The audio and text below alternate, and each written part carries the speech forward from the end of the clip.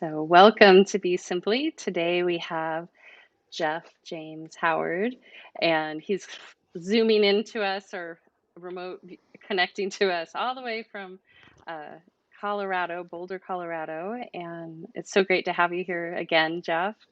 Uh, Yeah. we're gonna we're gonna include your past show below in the link so people can connect to that too, so we don't have to revisit some of the stuff so they can really sip you up, and we'll dive into other Be fun. matters today. We're going to just dive straight in.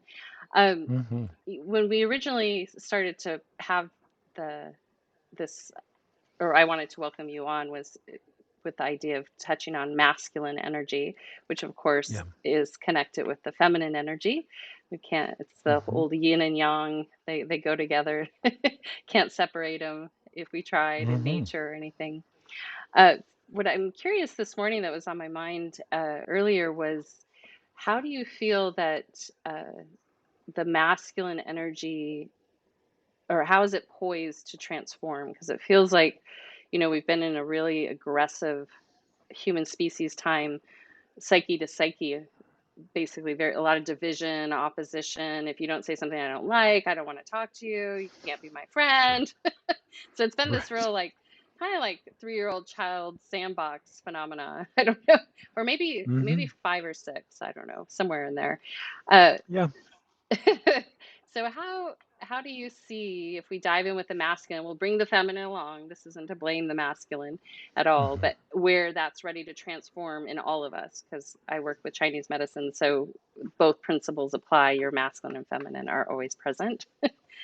Hmm. So weigh in on your relationship to the masculine at this moment on planet Earth. Yeah. Thanks, Suzanne. I like your question. How is it poised to transform? Um, the first thing that comes up is the last, I don't know how many years, maybe even a couple decades of the sensitive ponytail guy. It was sort of like the new man who was very sensitive and very attuned and very curious and in some ways deferential, um, in a way to compensate for hundreds, if not thousands, of years of just men being assholes, big bullies on the block. The first word that comes to mind is integration.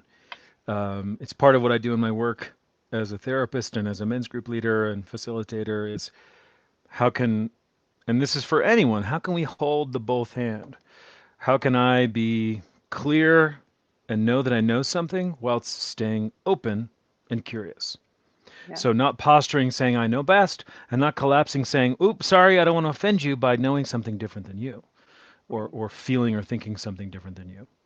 So if there's a transformation on the horizon that I'm pulling for, it's integration of what Integration. we're, yeah, referring to as masculine and feminine energies.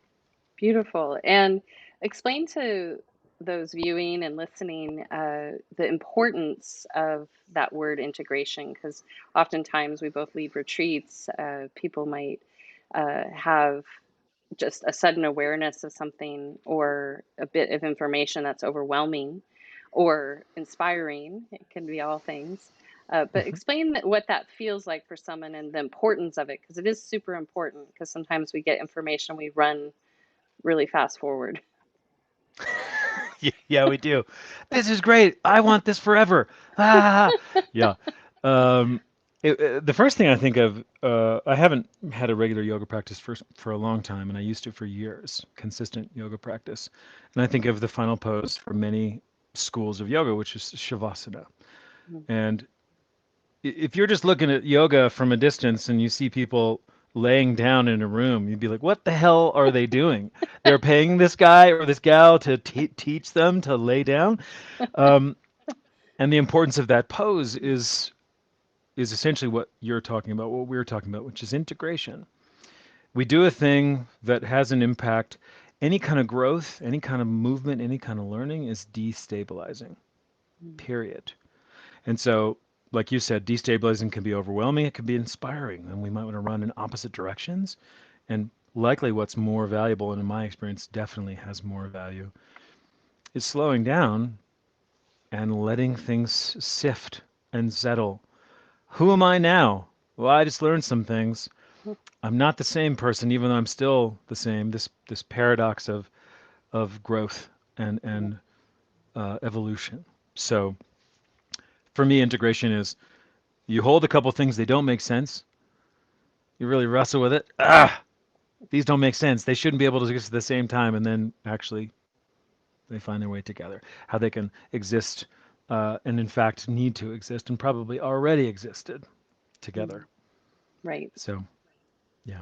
Beautiful. And then if you share if in the relationship to self, whether you're masculine or feminine embodiment, or relate to that however you wish in this moment in time, can you Hmm. share what that looks like once we've integrated some information and what are some objective steps forward? Because sometimes we get bits of information and it seems like, maybe it's just an idea, a fantasy. You get Yeah. information, it's inspiring, but it's not rooted in anything factual, or it might be rooted in something factual, but still, uh, there's this process that you go once you integrate it.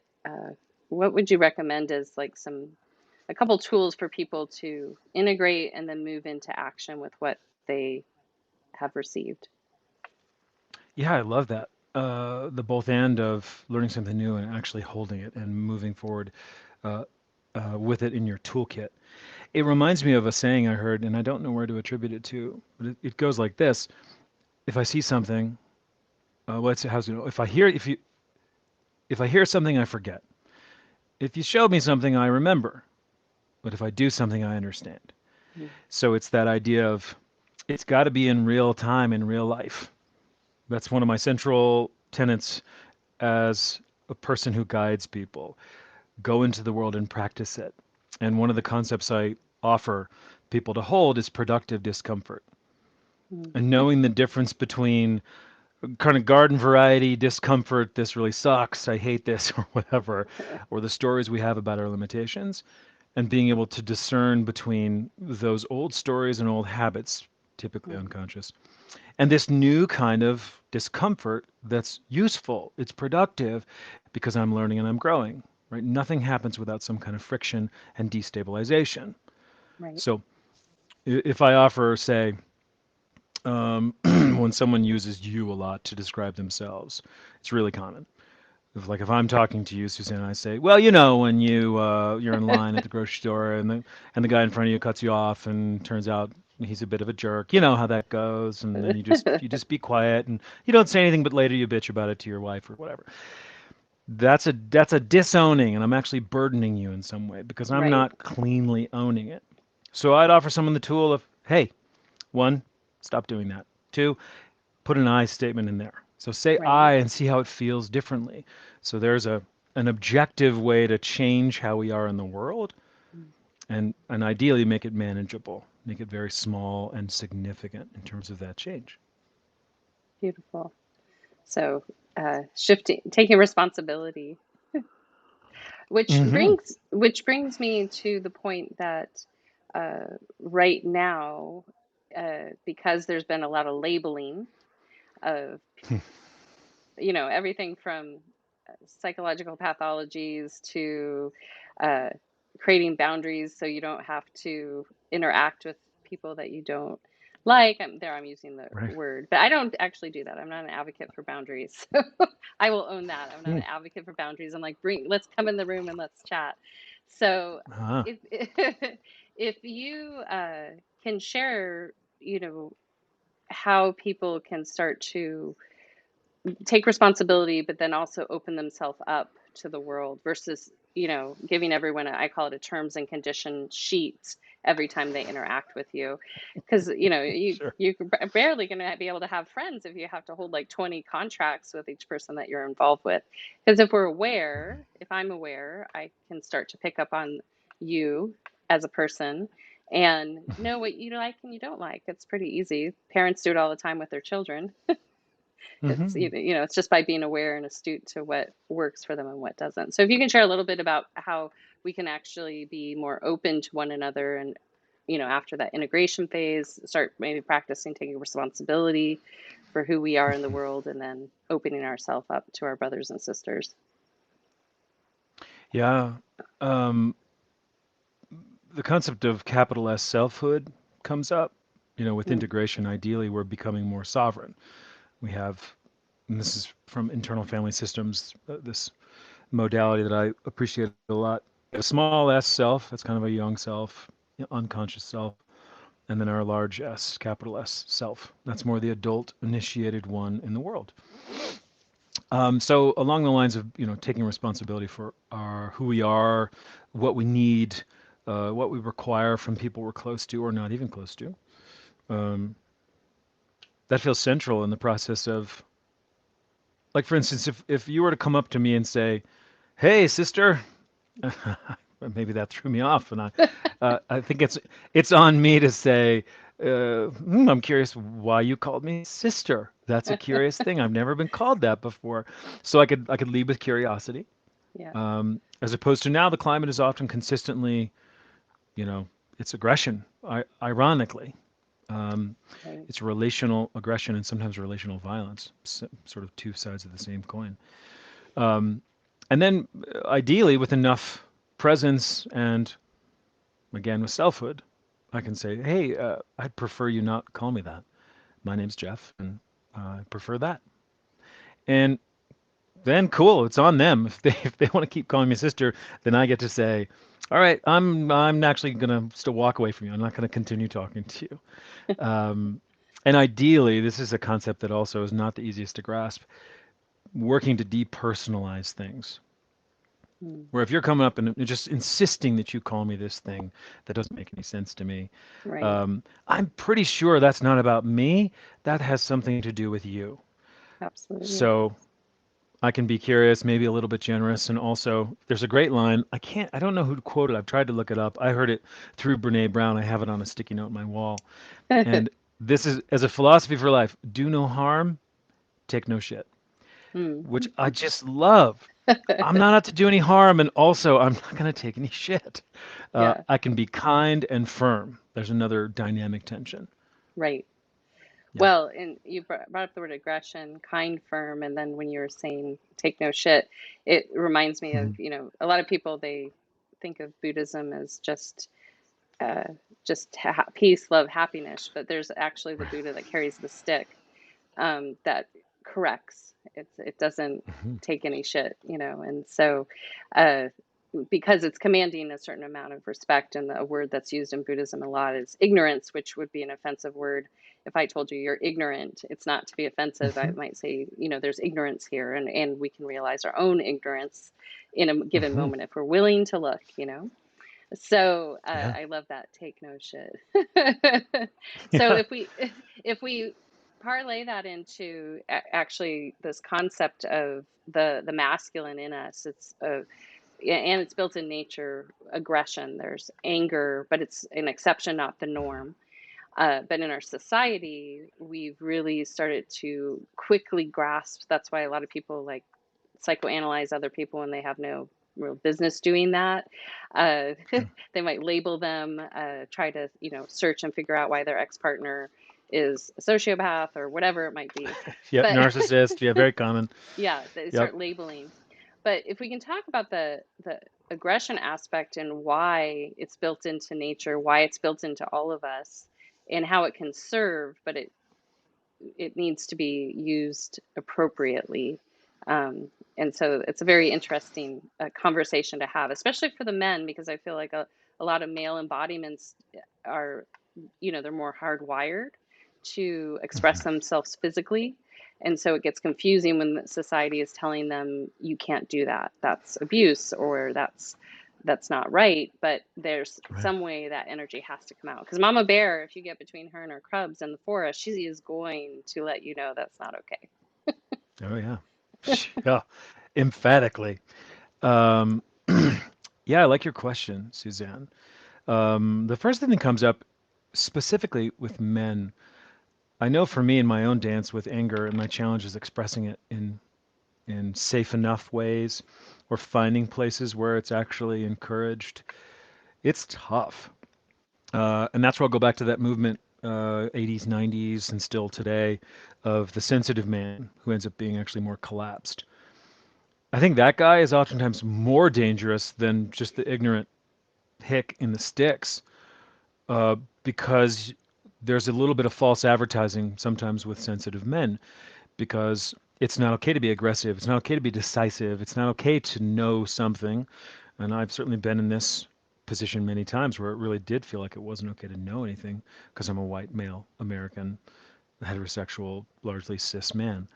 um, because I think anger then goes out sideways and we get leaky.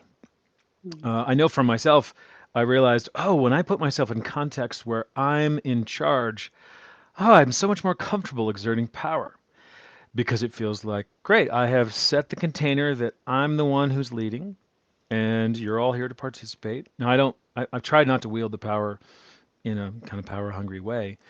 And I can see the slippery slope of, oh, I'll just put myself in a clear position of power over and over and over.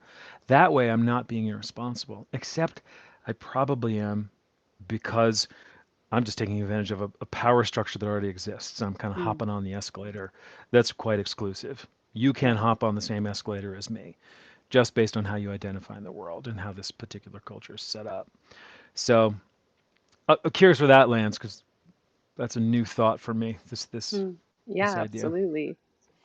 So, in your process of expressing power and as one, but then anger as another, how do you feel the male embodiment is truly, and female, because females actually are quite uh, have a wrath to them, especially because they rear children, Mhm.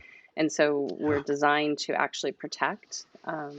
And I Hmm. think that's really scary to the male species when a woman goes into protection mode, because it's Hmm. true, like, don't harm my child, and Yeah. she will get as firm as she needs to stop what's happening.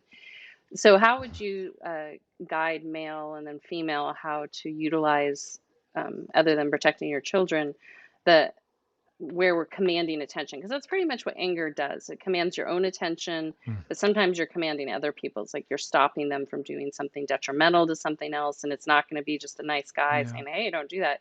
It might require some power there to stop Mhm. an altercation, those kind of things. So, if you can share from your journey what you feel is a good way to engage with that. Yeah, a couple of things come up in relation to that. Because I think the last thing you said about intervening in an altercation, um, that one's really tough for me, actually. Mm, So I want to tease these apart with the first part about whether you're identifying as a man, woman, male, female, however, transgendered, or a trans man or trans woman. However you identify, we all have these energies. So I think part of it is we have a real fragility as a culture. Um, we lack resilience. There's so little unapologetic knowing. I think, well, I'll say this. I think it's a minority of people, in my experience, that have this unapologetic aspect to themselves, mm, whilst maintaining openness and humility. mm, Parker Palmer, who's an author and educator that I really revere, talks about having audacity and humility. And that's mm. part of what I, every single day, work to do. Can I Nice. be audacious enough to think that I know something, that I can help someone, that I have something to offer, and be humble enough to realize I'm not for everyone and I might be wrong, or I might be only partly right, or I may not have value for this particular person, but that doesn't mean I should throw the baby out with the bathwater. Right. Um, so I've worked with a lot of folks who are really doing their work and showing up and working to grow.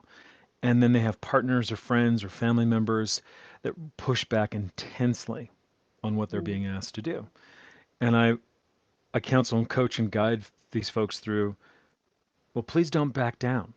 Don't you don't have to take your foot off the accelerator to kind of come down to someone else's level. In fact, that's usually what puts us in these poor positions eventually, is mm. that we go, well, I'm too much. This is too much for this person. Therefore, and this is really common and paradoxical, that men are often, and I'll put myself in this category, kind of the crybabies in relationship with women, where women are too intense or they ask too much, and it's like, well, maybe, maybe not.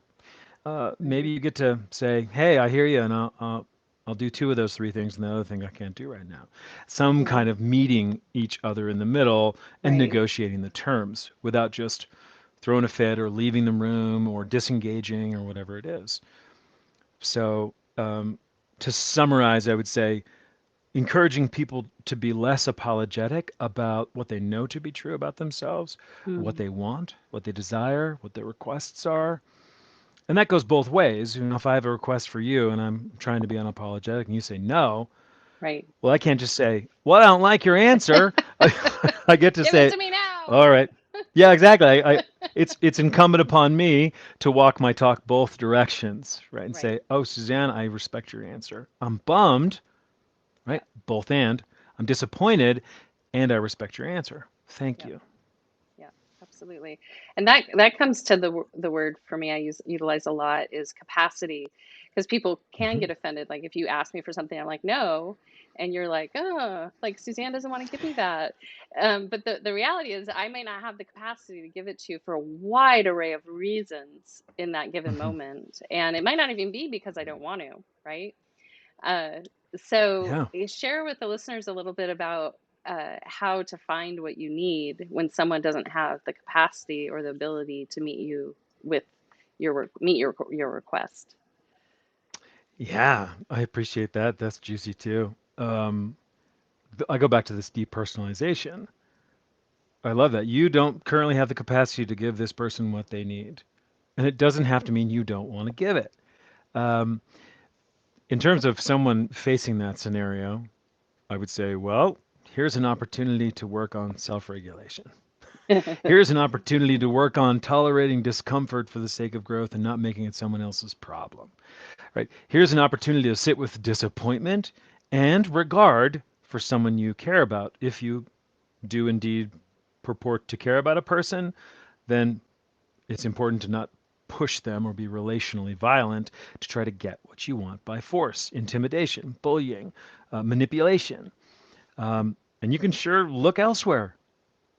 Like if I want to have an hour long conversation with you about my challenges with my employees, and you're like, I don't, I just have, I'm not feeling it, Jeff. I don't have it in me today. Okay, thanks, Suzanne. Get some rest. I hope you feel better. And I'll call somebody else.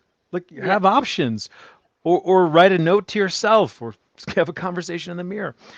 Um, just ideally, don't make it someone else's problem.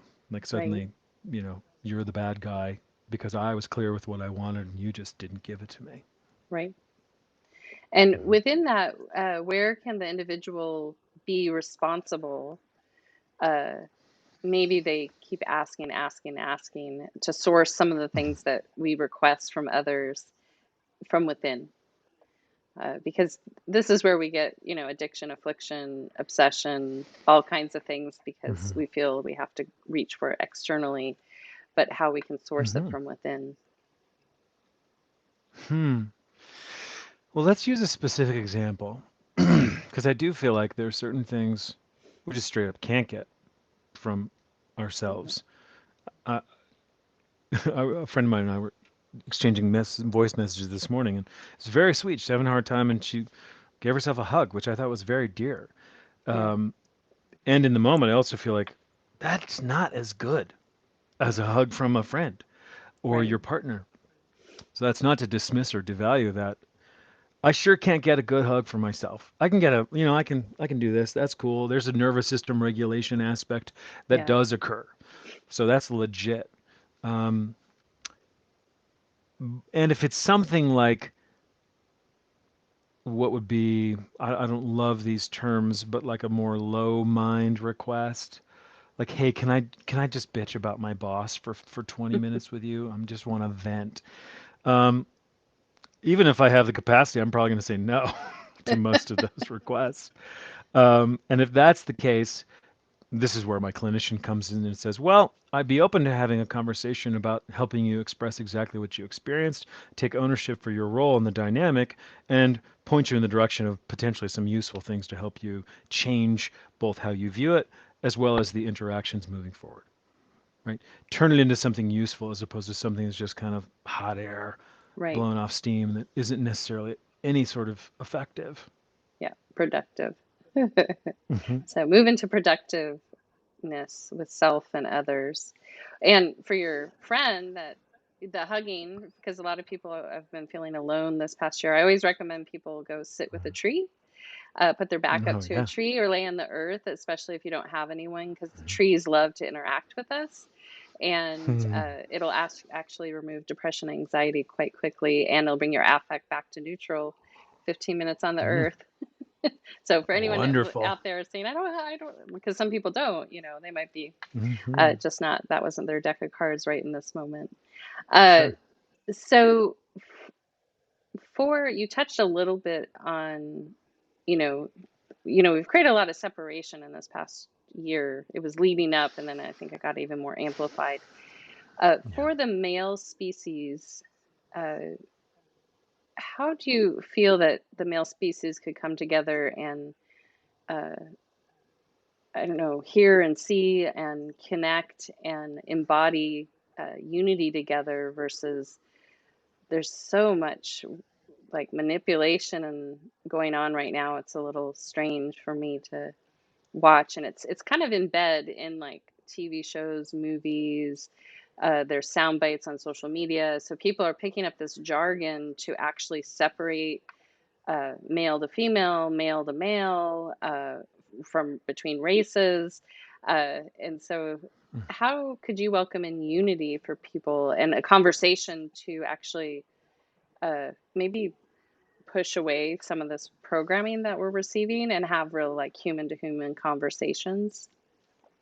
Hmm. Yeah.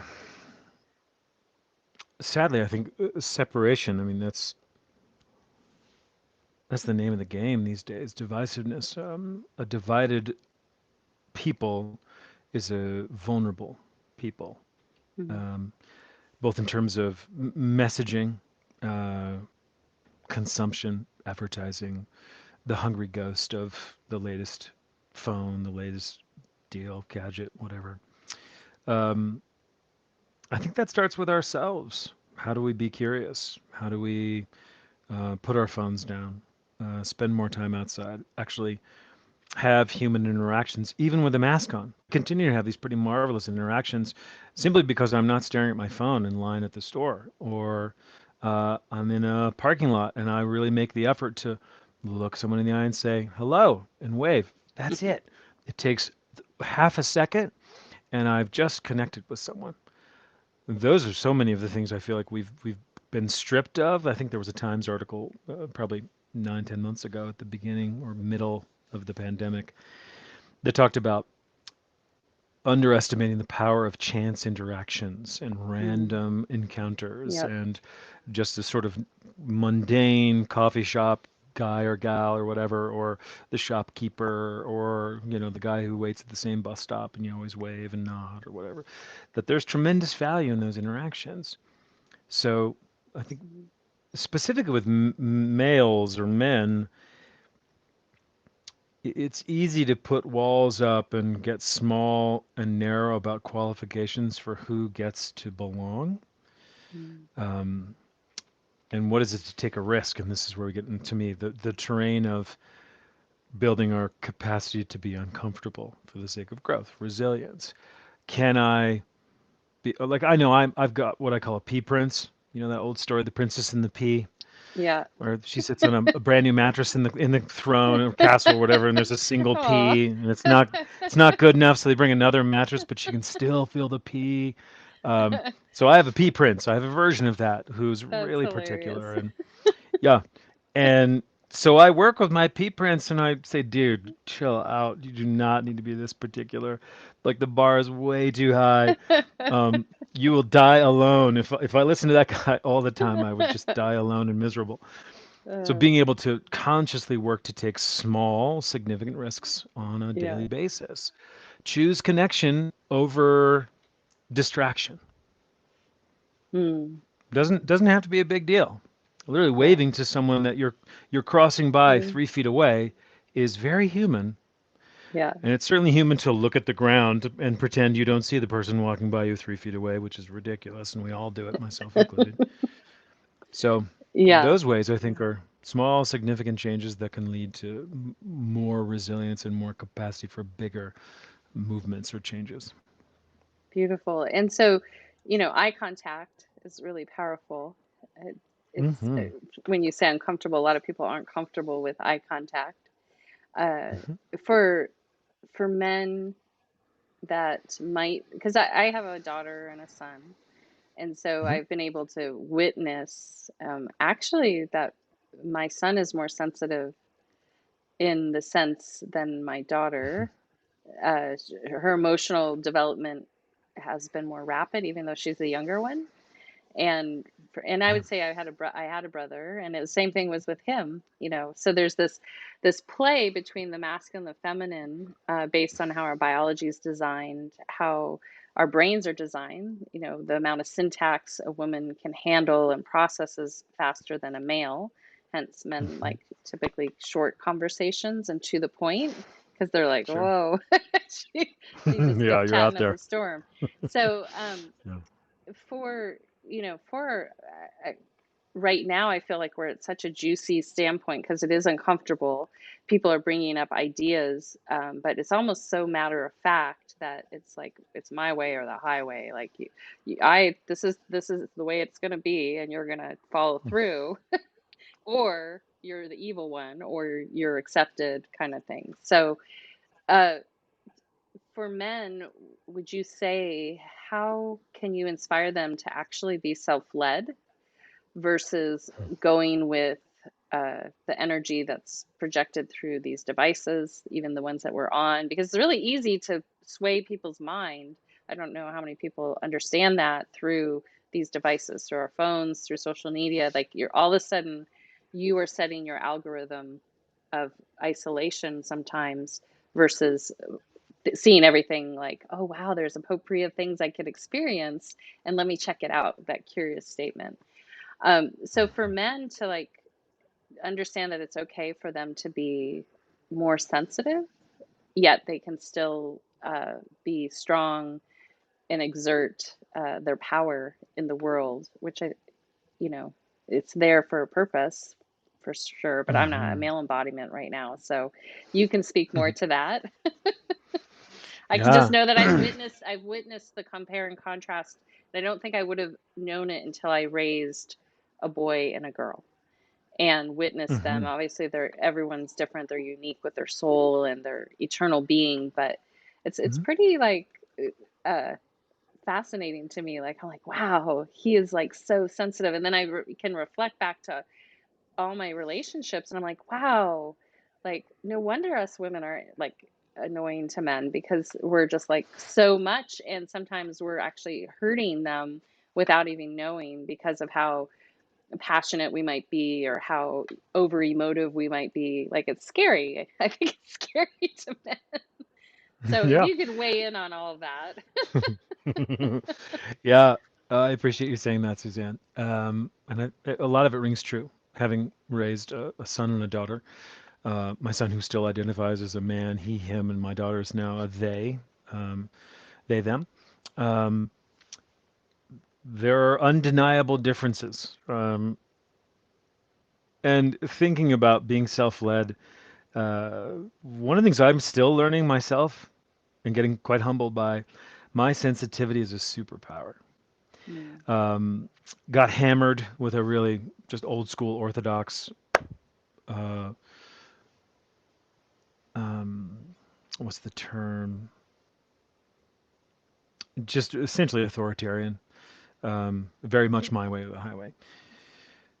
So it was squashed. And now unlearning that and relearning this new way, that my sensitivity is a superpower, in that I can be empowered to ask, say, you, if you were big and impassioned and fired up and just letting it rip, and I'm over here like, whoa. Uh, I get to, and this kind of circles back to where we started today. I have absolutely the power to say, hey, Suzanne, could we slow down a little bit? Because I want to make sure I'm getting what you're saying, and it's hard for my system to keep up with you right now. So would it be okay to slow down? Right?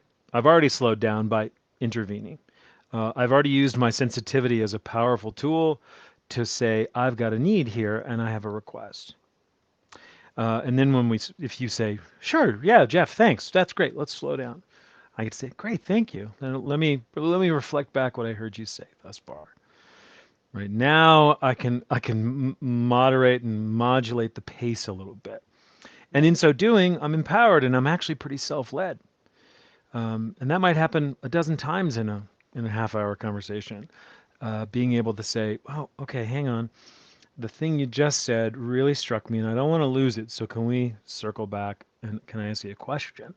Curiosity is Right. also a powerful tool when it comes to being self-led, and this is antithetical and in some ways absolutely taboo for men in this culture to do, Mm. because I'm supposed to be able to track it all, know it all, not have any questions because I already know it all. Questions would actually fly in the face of this ideology I'm supposed to be living up to. So I just then start going, yeah, cool, and then I mansplain to you about what you just told me and not really hear you at all. Yeah. So for me, it's this paradox of empowerment through sensitivity. Yeah. Um, I've never put it quite like that, and that also seems to fit. Yeah. Absolutely. Uh-huh. And if you can share the value of honesty, you touched on a little bit when we first started the conversation about owning, Yeah. like rather than telling a third party story, that's really your story.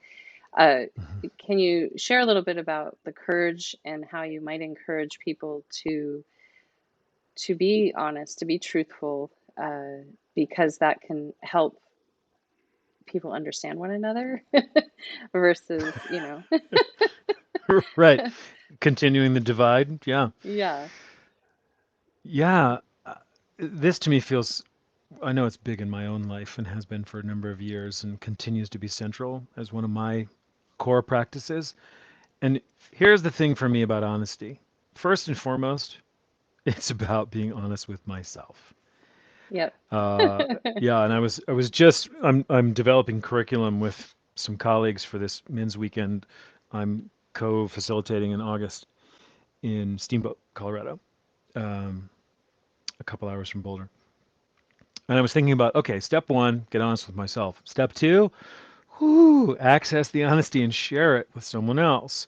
Yeah. Now, that doesn't mean, and I've fallen into this trap a number of times in my life, where I just get out the truth bazooka, and I let it rip. And I'm over here standing on my high moral, my my moral high ground, Right. thinking I am such a good dude because I just spoke the truth, but I also burned down someone's really precious forest Mm. uh, with my bazooka of truth. So being able to use the truth in a way to say, for instance, like I just did in that role play or mock conversation, hey, part of me doesn't like to admit this, but I missed something you said. Can we slow down and go back? Yep. Right? There's me taking a small bite-sized risk that's still I'm a little sheepish about it, even still. And this is part of what I do for a living. I track people. And sometimes I space out and I have to go, whoa, whoa, whoa, hang on. I Yeah. was thinking of this thing over here. Can we circle back? Because I want to make sure I heard you. So there's some honesty in there. And it's not, hey, I stole $10,000 from my great grandpa, embezzled money from, it's not some horrible truth that we need to reveal every single time, this deep, deep truth. It can really, and I think needs to be incremental. So for me, being able to be honest about, like when folks are pleasers, this is quite common. I know this one well myself. And they say, well, I just can't say no. I'm like, all right, well, this week, in between sessions, you get to practice saying, I don't know, to every single question you get every single day for 7 days. Say, I don't know, give me a minute. Even if you're dead nuts, sure you know exactly what the deal is. I want you to say, I don't know. Mm. Because it's a practice of interrupting an old behavior to buy yourself a little time and then take a breath and substitute a new behavior. Right. Something as simple as, hey, do you want to go to Italian food tonight? And you are just so sick of Italian food. And the automatic response is, hey, sounds great, because you don't want to hurt anybody's feelings. Right. So that's one way to say, well, I don't know. Let me think about that for a minute.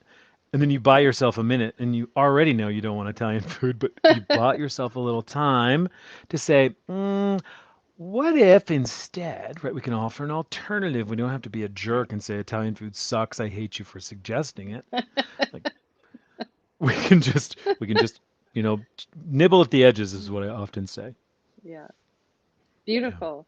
Well, and so, it takes a certain amount of courage, and I think our society, Hmm. we went through the 50s and 60s where the nuclear family was really about putting on a front. We didn't have social media to help us out with that. Yeah. It was really like you had your nuclear family, you did not create disturbances, you Hmm. did not act out, and then that generation Yeah. of kids, um, which would be like my parents to me, they transition that down to us.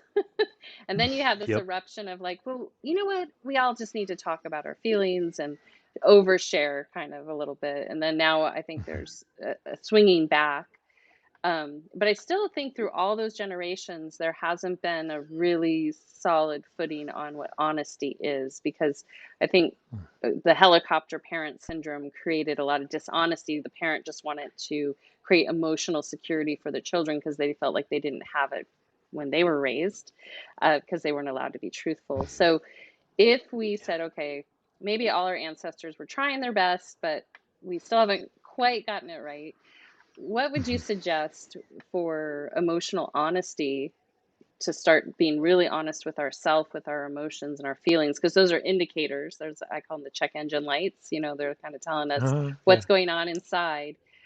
Creating Yeah. the pause that you just said with the, I don't know, your emotions go on, I don't know. What, how can you help people understand that they have the freedom to just be honest with wherever they're at the end of that I don't know, and share what they're feeling, or that they don't want to go to Italian, or maybe they don't even want to go to dinner with that person. Yeah. That might be true. I appreciate that. Um, yeah, this material, this terrain is so valuable to me. There's a three-step process that I refer to often, which is identify unconscious automatic behaviors, interrupt those behaviors, substitute a new behavior. It's simple laid out like that, and it's far from simple in practice. Yeah. So, whatever we can do, like for instance, going back to the people pleaser thing, um, when we notice, like, oh, God, I automatically say yes to so many things. Great. That's tough to do. You've now spotted that unconscious automatic behavior. The interruption is all about that. It's like noticing when it happens and then actually choosing. Because often we say, oh, gosh, I'm choosing to do this over and over and over, and it's a terrible behavior. You're probably not choosing, in my estimation. You're probably acting on deep, patterned, unconscious behaviors. Could be part of, well, almost certainly is part of how you were raised. Almost certainly part of how your parents were raised, and their parents' parents, and their parents' parents. Um, so, whatever we can do to slow down is a bonus, like really, truly. Um, I'll say this too about sharing emotional truths. It will always be some level of uncomfortable. Mm. So please expunge from your minds and stories and hearts that being truthful will someday be like, a cool breeze or, uh, your fresh coffee, like a daisy. It's just not, it's probably not ever going to be that way, other than for moments. Like, totally possible to have brilliant moments where it's really easeful because you've created and worked really hard to create emotional safety with a particular person or a set of people. Mm. For the most part, it's actually quite uncomfortable. That's where I Yeah. go back to making the distinction between useful, productive discomfort and that old gnarly, fight, flight, freeze, got to save my ass discomfort. So I got to put on this show, this Yeah. facade, this character to get me out of perceived or actual or both kinds of trouble. Right. Um, and I'll say this too, it's never easy, and it can and does get much easier, and that's Absolutely. critical. It gets easier. I'm here to tell you, this shit is hard. It's still hard for me, and it's easier than it's ever been. Yeah. And the level of discomfort will change as we go deeper with our capacity to do these things, and our capacity is growing along with it. So it's Yeah. appropriate. Absolutely. Well said. And so the power of choice is in our hands in every given moment. Uh, yes, the If we're discomfort. conscious, right? If we're Yeah. actually in our bodies. Yeah. Right. And so the awareness part is really key factor, I think, here with honesty, because, Hmm. I may want to like whistle Dixie and dance around the room, but if I have Hmm. awareness and I'm paying attention to you in the room and you Yeah. seem a little like your vibrations a little bit more calm, chill, a rational human being could say, it's probably I need to bring my level down to where Jeff is at right now, and not to sacrifice myself, but there's a level of being in kind and service and the reverse. So if you can share a little bit about how much self-awareness can help us in that moment to be honest, if we really take in the person Hmm. we're relating to, we may not want to go to dinner with them, we may not want to eat Italian food, but we can take in their persona and who they are and vibrationally to us in that moment and deliver our truth in an integral way and a compassionate way, if that makes sense. It totally does. Yeah, I appreciate the example. If we're continuing to practice attunement and awareness, not just here, not very self-centered, but um, aware of self and also aware of our surroundings, not just people, but animals, Yep. trees, birds, you name it. In that instance, I really like it. You want to whistle and dance, you want to boogie. I'm feeling a little bit chill. Um, a few things for me can happen. If you really wanted to relate to me and you said, "Hey, I really want to relate to you," and I was like, "Cool," I'm not gonna dance around with you because I'm feeling real chill. So if you want to relate to me, you would probably have to take it down a notch or two. I'm not telling you have to do that. And here's the sort of spontaneous contract we are now negotiating. And Yeah. and you might then say, "Oh, cool. Thanks for letting me know more of where you're at. I had a suspicion. That's why I asked. I kind of sensed that." And you know what? I think I'm gonna go outside and boogie and whistle because I really want to move my body right now. And I say, "Cool. That's great. I support you." And then when you're done, check back in and maybe we'll be closer Yeah. in alignment to wanna hang out. So nobody's wrong there. I mean, ideally, Absolutely. that's the outcome to move towards. You're not wrong for wanting to shake your groove thing. I'm not wrong for wanting to be chill. We get to agree to, it's not even really disagree, but we get to regard one another Right. and realize, And self. oh, yeah, and self, yeah, thank you, that maybe this isn't the ideal time. Yeah. We're so scheduled, the sort of cookie cutter, well, I said I'd do this, so therefore I'm going to do it. And here's where it can get a little complex Yeah. because, well, how do I hold myself accountable? How do Mm. I stay in integrity? Yeah. Practice is a practice because we do it whether we feel like it or not. That's what Yeah. makes it a practice. Um, and in places like Boulder, Colorado, boy, is it so common to make plans and have people, half hour before, hey man, I'm not really feeling it today. I had something else come up, personally, and so I want to postpone. That's really common. And Mm. on the one hand, wow, good on you for really honoring yourself. And the other hand, if that happens 3 times in a row, I'm done hanging out with that person. Like Right. that doesn't actually Yeah. work for me. Um, so I think a larger theme here too is knowing that relationships to ourselves, relationship to others is like a fire. If it's not tended, it can get out of control or it can Right. die. Yep. So we are consistently tending the fire of us, the fire of our relationships. Um, and that is just the way it is. So as much as we Right. want to be like, autopilot, cool, I know who you are, Suzanne, I'm golden. I don't need to ask you questions. I know how yeah, you're going to want to hang and boogie tonight and whistle. This is going to be great. Well, and it's, honoring our word and our commitments. So I Yeah. love that you brought that up because especially in more of like it's a in the yoga, you brought yoga up in the beginning. People in kind of Mhm. spiritual speak is just go with the flow. Just go with the flow. And, Sure. I recently had someone say, I'm all for that, like, ease, but I didn't get married just to go with the flow. Like if it's not going to work or want not work, I want it to, I'm for my marriage Hmm. continuing on. I'm not just going to let it go. Yeah. Um, but just in the simple things of honoring our commitments, like if we made a dinner date, to honor our commitment, Hmm. versus, like you said, maybe, there's so much of an adage in Boulder, Colorado, that people feel like it's okay just to cancel whenever you don't feel Yeah. like it, because I'm being honest. But Yeah, I've been if you, dropped for a lot of spiritual events. This thing came up, this workshop, and oh my God, it looks amazing. So let's reschedule. Thanks for understanding. Yeah. yeah. Okay. But yeah, So, please continue. well, yeah, so share, there's a thing called value of someone and Mhm. respect that they were going to give you their time. And then the third, I would say, is service. So if, we're always engaging with each other out of ulterior motives versus altruistic motives, meaning that if Hmm. we arranged to go to dinner and I didn't feel like it, but I know we made that commitment, then we could honor it, and who knows what would happen. Even if I didn't feel Yeah. like it, I did commit to it, and I could go there and be in service to you and see what happened from there. So if you can share a little bit about that fine line of, yeah, the things happen, there are certain things that happen Yeah. in life, but how maybe daily we could try to be a little bit more respectful of our commitments to ourselves and others. Yeah. This feels juicy to me too. In in my work, I'll use a personal example.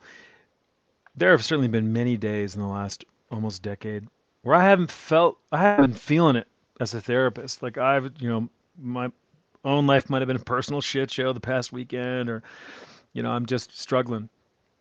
And I've learned so much by showing up anyway.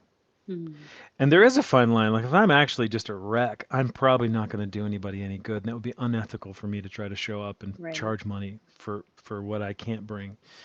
Um, so there's going to be a tension there. And there's going to be a risk there. Um, and to your point, honoring our commitments, I found out of places I didn't know I had, because it turns out I've developed this pretty powerful capacity to silence the noise when I'm with Mm, someone. So unless something's a 10 on the Richter scale, I can bring myself. I can be present. I can be engaged. I can self-regulate and really connect and offer what I have to offer. And I would not have found those places and those capacities and been able to build them had I said it sort of you know, first notice of potential rain. Let's actually call it. I don't want to go out in the ocean today. It looks pretty stormy. No, no, I said I was going to do it, so I shoved off, and now we're in the water. And what do you know? The clouds parted, and it's sunny, and I'm seeing wildlife. I'm having an experience. So, and I have a rule. I just call it the rule of three, and I apply it a lot of different places. Like for instance, um, in this scenario, someone calls off for basically I get demoted. I get bumped for the cooler thing. Meditation retreat came up. Oh, cacao ceremony came up. It's cacao and sound. Oh, cool. All right. Wow. So if that happens three times, I got to have a conversation with that person. mm, To me, that constitutes a pattern. A one-off, oh, all right, whatever. Even two times in a row, that's still yeah. like I can have generosity of spirit there and be able to say, yeah, okay, cool. What are the chances? But if it happens three times, okay, now there's a pattern. Now I'm either going to have a block to you, and I'm not going to trust you.